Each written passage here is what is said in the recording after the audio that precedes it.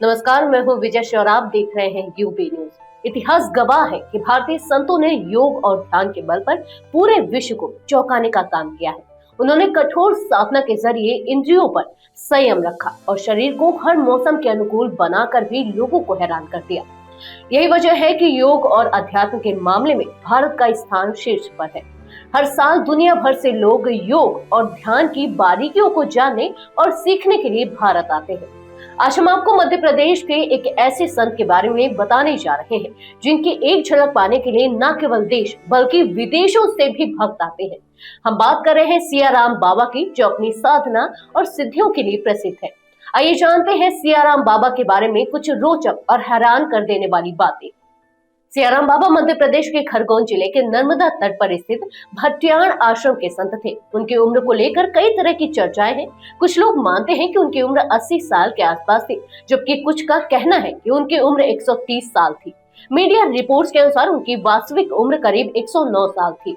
बाबा भगवान हनुमान के परम भक्त थे और उन्हें हमेशा रामचरितमानस का पाठ करते हुए देखा जाता था। सियाराम बाबा का जन्म महाराष्ट्र के मुंबई में हुआ था और उन्होंने 7 से 8वीं कक्षा तक पढ़ाई की थी। एक संत के संपर्क में आने के बाद उन्होंने घर त्याग दिया और हिमालय की ओर तपस्या करने के लिए निकल पड़े। बाबा के जीवन का एक दिलचस्प पहलू यह है कि उन्होंने 12 वर्षों तक मौन व्रत रखा। जब उन्होंने मौन तोड़ा तो उनका पहला शब्द सियाराम था, जिससे उन्हें सियाराम बाबा के नाम से पुकारा जाने लगा। उन्होंने 10 वर्षों तक खड़ेश्वर तप किया, जो एक कठिन तपस्या होती है जिसमें तपस्वी को खड़े होकर सभी कार्य करने होते हैं। इस तपस्या के दौरान एक बार नर्मदा नदी में बाढ़ आ गई थी और पानी बाबा की नाभि तक आ गया था, लेकिन बाबा अपनी स्थिति से नहीं हिले। उनका यह कठिन तप और साधना आज भी लोगों के लिए एक प्रेरणा है।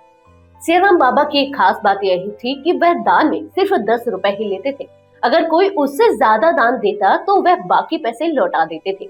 एक बार अर्जेंटीना और ऑस्ट्रेलिया से कुछ लोग उनके दर्शन करने आए और उन्होंने बाबा को 500 रुपए दान दिए, लेकिन बाबा ने केवल 10 रुपए लिए और बाकी पैसे लौटा दिए।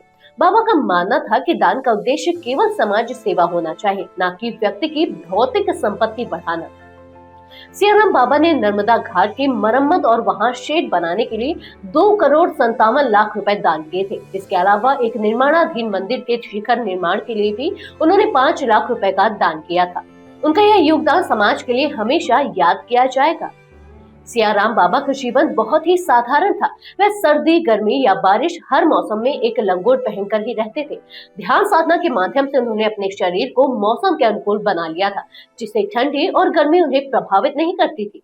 अपनी इतनी लंबी उम्र में भी वह अपना सारा काम स्वयं करते थे और अपना भोजन भी खुद पकाते थे। संत सियाराम बाबा ने आज मोक्षदा एकादशी के दिन 6:10 पर देह त्याग दी। वह कुछ दिनों से बीमार थे और आश्रम में ही उनका इलाज चल रहा था। रात को उनकी हालत बिगड़ी और उन्होंने कुछ भी नहीं खाया था। उनके निधन की खबर मिलते ही खरगोन के भट्टियाण आश्रम में भक्तों की भीड़ उमड़ पड़ी।